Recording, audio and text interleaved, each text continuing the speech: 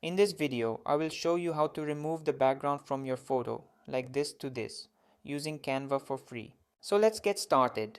For example, this is the image from which I want to remove the background. To remove the background, go to the Apps section and click on Apps, then type Background Eraser in the search bar. Click on the first option that appears. Now, click on the Choose File button and upload the image from which you want to remove the background. For example, I will choose this image to remove the background. Now simply click on the Remove Background button.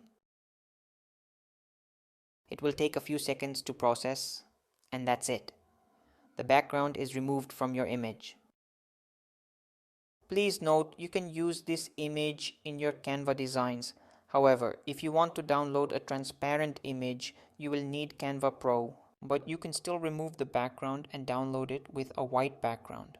That's all for this video. Follow me for more.